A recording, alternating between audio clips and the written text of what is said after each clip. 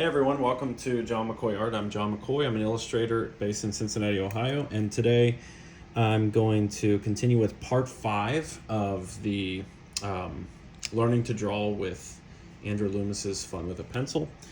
And so far we've learned basically how to draw using the blook ball, which is basically a sphere divided into 8 equal parts. The eye line, the midline, the ear line, divided all the way around the sphere, and that helps us to design a face by blocking in the rough position and orientation of the face, that if it's looking this way or this way or that way, this way, whatever way we want to put, we rough in and design our shape of the face that we want to produce. And so we're going to do several other iterations to keep practicing. But this time we're going to add in the blocky treatment, which Andrew Loomis talks about as adding a lot of character. He says blocky shapes always combine interestingly with round shapes. So we have this round shape, and then we're adding these blocky shapes. It is a good idea to make the final lines angular, even around curves. It gives a sense of bone and ruggedness of character. So basically the idea is that the overall structure of the head is a sphere, but we're adding these blocky shapes which give the character because it echoes the reality that there are bones beneath the skin, and that kind of gives us this blocky nature. He did add at the end, which I find is kind of funny, he says you would not do this when drawing pretty girls or babies. So basically, women and babies tend to, generally speaking, tend to have softer features, and men, and especially older men, like you can see in these characters he's drawn, have a little bit harsher features or rougher features.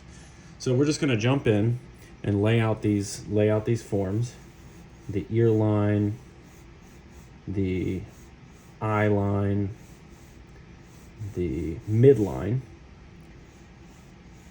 the eye line, and the ear line, the eye line, the eye line, the ear line, and the midline. Carry these down. I am deliberately doing several iterations, as you've noticed, because it helps me to practice. We could, I could take a shortcut and just do one iteration and then do each of these layers on top of it. But the more I draw, the more I learn. So I want to continue in that pattern. So we're duplicating what we drew up here, but it doesn't have to be perfect. There comes a point where you want to stay somewhat loose when you're drawing because you don't want to clench down so much on a particular detail or on a particular aspect of the drawing process so much that you lose sight of the bigger picture, and you're focusing too much on like how to draw an ear line as opposed to actually just how to draw the face and so forth. So it's good to stay somewhat loose, try to draw accurately and so forth, but don't overthink anything. Andrew Loomis stresses that all the time in this book. He stresses not to overthink. He even said on a previous page that he is more anxious about us learning the process of how to replicate this process of constructing a face, and less worried about us exactly replicating what he has drawn in this book. He is more concerned about us expressing ourselves. The only point of tracing, or not tracing, but redrawing what he's drawn is to learn the process, not so much to just produce blook faces for eternity. The real purpose is to learn this process of using the sphere and these different separating lines and so forth to define the structures of the face and how we can use it as a technique to draw faces. And of course, as we move on to later books by Andrew Loomis, these same principles apply, and we have the fun of learning how to draw more realistic faces and more realistic heads. Even in this book, we move beyond just these whimsical characters. You notice this time I'm drawing with a jumbo pencil. Kind of like this is easier to do the rough lines because it doesn't take so much, it doesn't produce such fine lines, and sometimes the fineness of the line can distract your mind as you see it into focusing and emphasizing too much on detail too early in the process. So now on these ones, I'm going to rough in what he's drawn as well. So now I'm using a smaller pencil to kind of put in these details. So we're drawing the ear right here. Ear procures, like we learned in the last video, on the intersection of the eye line and the ear line.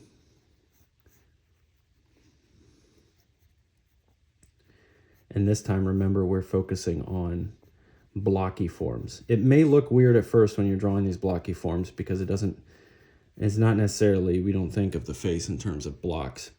But when we refine these lines and stuff, it's going to add a lot of character.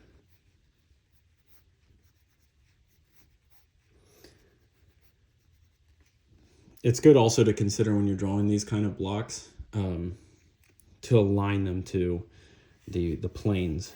So if you think about it, if you have a sphere down here and you draw like this, the midline of the face, and then you draw the eye line. If you were to take that sphere and put something on top of it, it would naturally follow a flat plane where it touches that point. And that has to be reflected in how we draw things. So if I was to draw a square directly on top of this face, these lines of perspective would follow the curves in that manner. And then we can construct upon it by pulling those features out, by extruding the lines of perspective and so forth. But they follow the actual perspective, if that makes sense, of the sphere itself. Because these axis lines are basically vertical lines, horizontal lines, and they do follow the rules of perspective. However, they trace the form of the actual sphere as if I was drawing on top of this, and it has to follow that form because it's clinging to that form, the form of the sphere. So let's continue working up here. We're going to put some very blocky features following Andrew Loomis's blocky treatment. He's obviously having fun with it because he's putting these cheek features as almost diamonds and then pulling this very blocky chin out. And then these ears are quite blocky as well. And then from this side, we are thinking a lot more in terms of perspective, in the sense of perspective. We've learned a lot of times when we teach perspective, it becomes in the form of cubes in three-dimensional space. And we have a very we have a sphere basically, and we have this very smooth surface, but then we're adding blocky characteristics or pieces on top of this smooth surface, which is exactly what Andrew Loomis is talking about, with the interest that is gained in the character that is gained when you combine these blocky features with the smooth contours of the sphere. So again, as in previous videos, due to time, I'm going to consolidate these two steps in the process. So first I'm going to redraw these characteristics here.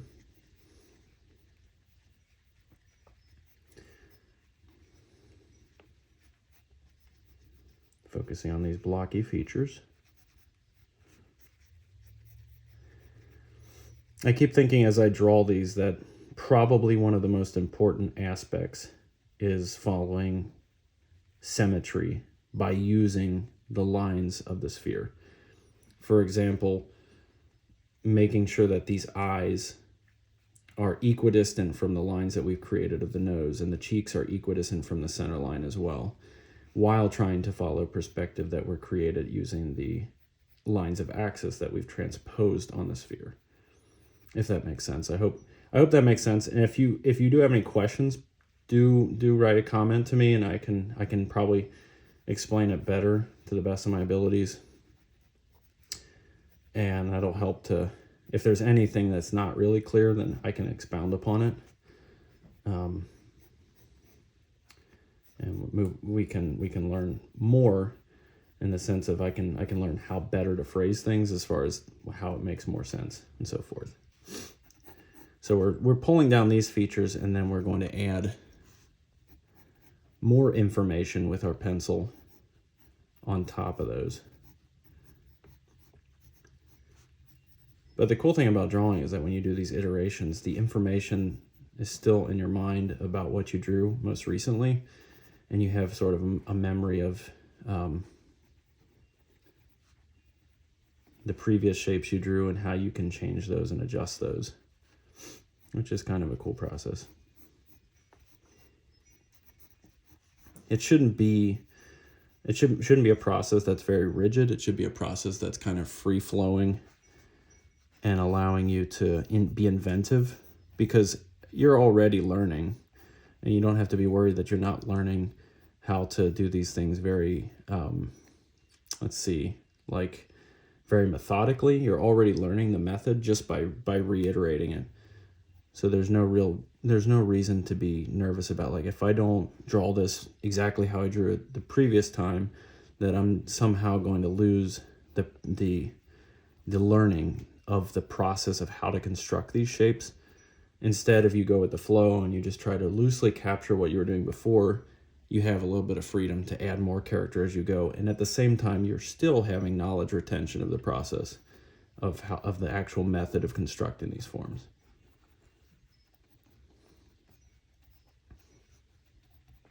Okay, so now we got those rough sketches in, and I'm going to go in with ink here and add a little more character. This video might be a little bit longer because I want to do these faces justice, and we've put in a lot of work to constructing them to this point. So we deserve to be able to see them come to fruition and really explore the best we can, because this is the funnest part, in my opinion. Being able to draw these ink lines and seeing how exploring the form as we are inventive with these faces. I do like how he takes the liberty of not even really putting a line in here to describe the mouth, because it's understood that the mouth should be procuring or appearing in a similar location to there. We have the understanding that this character is a character, and of course he has a mouth. And so sometimes we can have a lot of liberty with not always including everything, but just suggesting things by the presence of the context of everything else.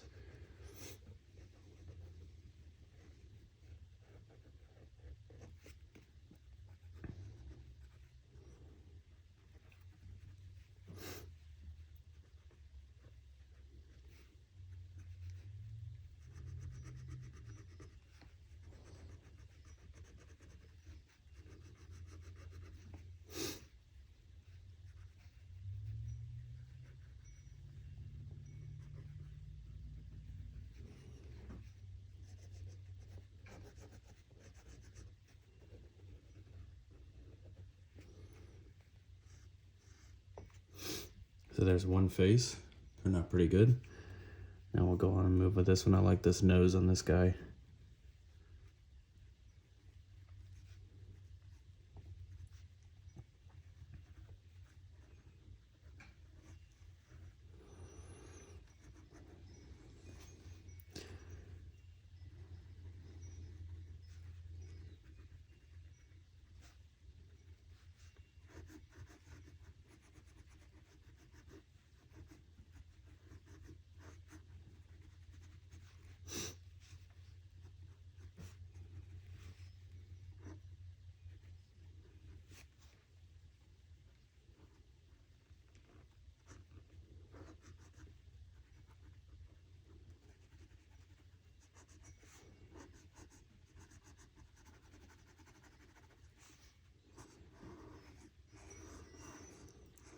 What I look forward to is later on when we can draw these completely from our imagination, which is, he encourages us to do that. If you skip ahead and do something like that, if you decide to draw some of these from your imagination, I assure you it's not going to take any of the knowledge you've learned thus far away from you. You will just be building upon everything that you're learning, which is the beauty of learning. So this video is about 15 minutes. We're going to wrap it up here.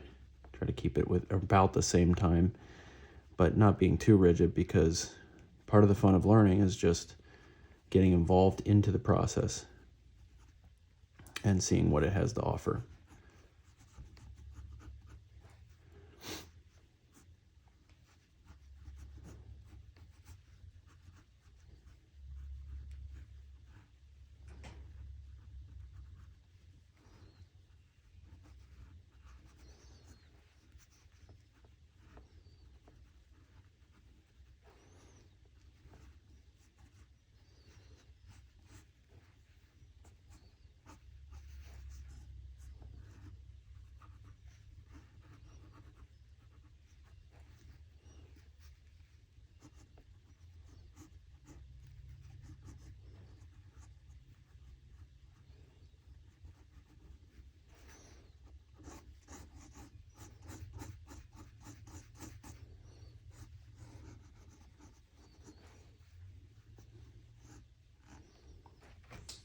Thank you guys for watching.